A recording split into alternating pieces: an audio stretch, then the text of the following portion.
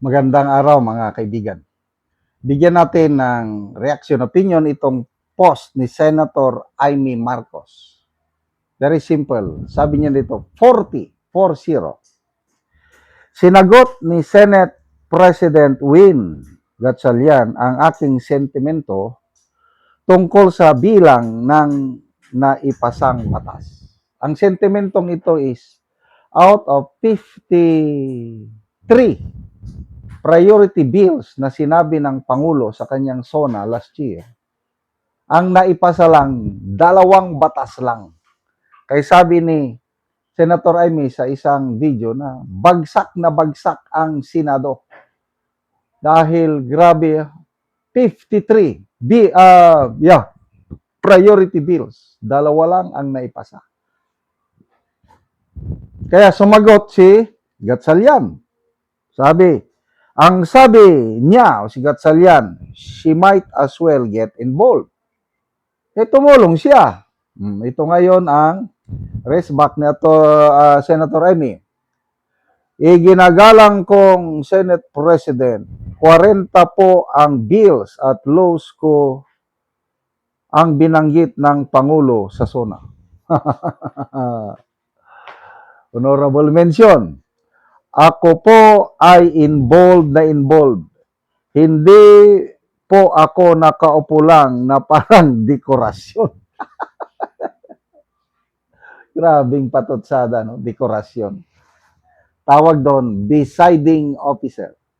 At inaamin ni SP Gatchalian na nasasaktan siya sa mga batikos sa kanya ng netizens na halos wala siyang nagagawa. Real talk, wala nga naman talaga siyang nagagawa. Dahil, wala eh. Dito lang muna tayo sa impeachment trial. Anong silbi niya? Nakaupo lang, dekorasyon. Kaya, ang mga meme, pagbati ko sa kanya, kung ano-ano na lang nilalagyan, parang flower base, naggaganchilyo, nag-cross stitch, as in, wala siya talagang kontribusyon. Mabuti na lang at meron tayong isang magaling na presiding officer in the person of Chis Escudero.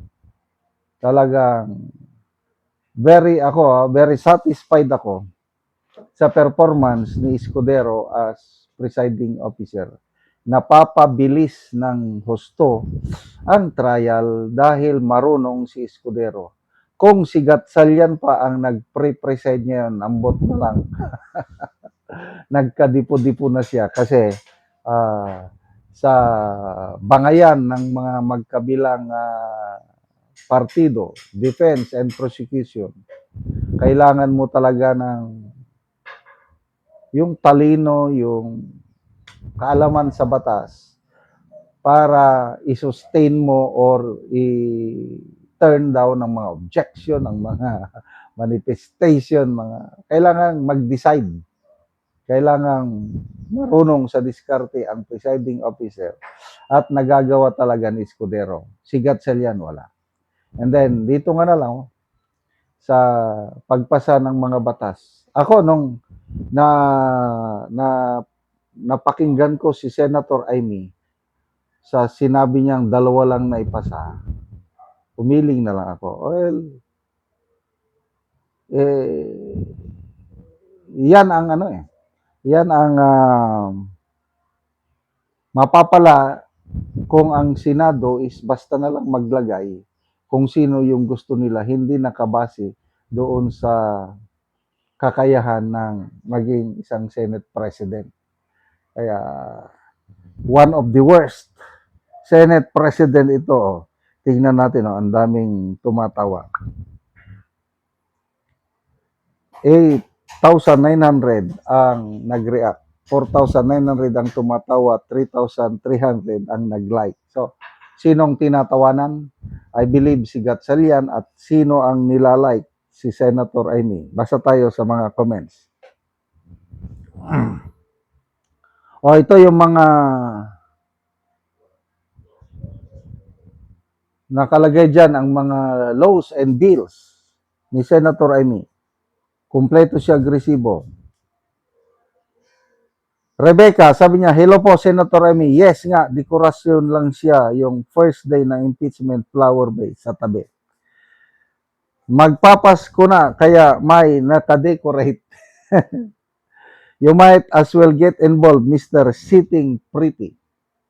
Aray niya, tamaan na naman sa dekorasyon. Alam na kung sino ang nakaupo dyan, Madam Amy, yung bagong SP nyo. Sunog si Win Luz.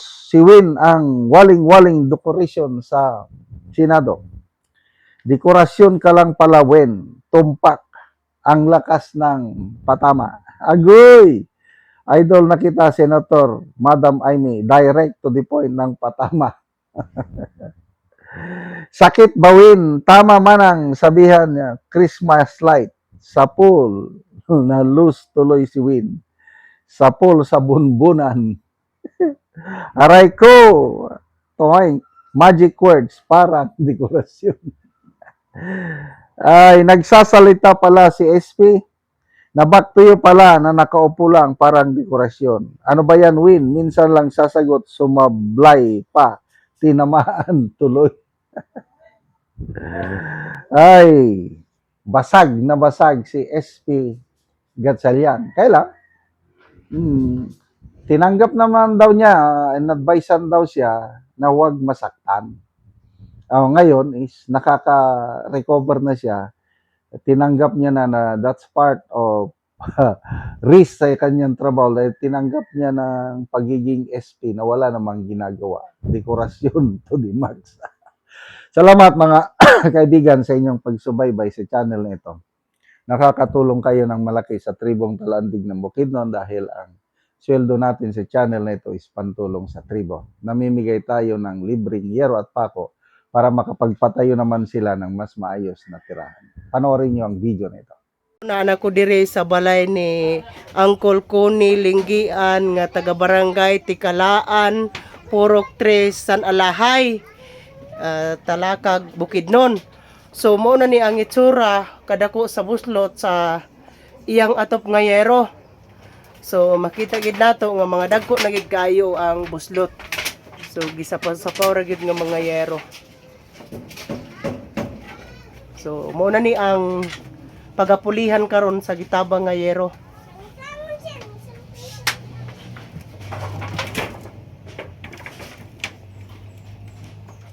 So mo na ni ang yero nga gihatag nga napulo ka buok nga digis nga iatop nila karon.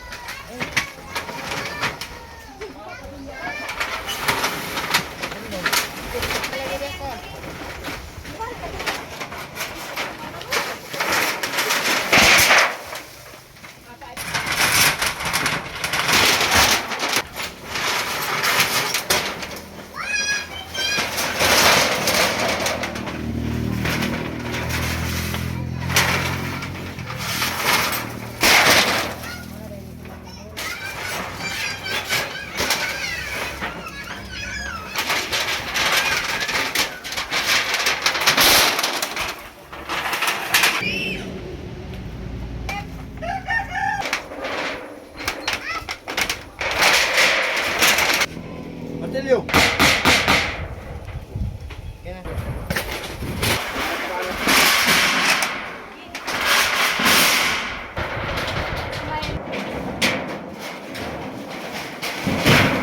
O karon humanagyod sa pagkatop ang ginatabang nga yero.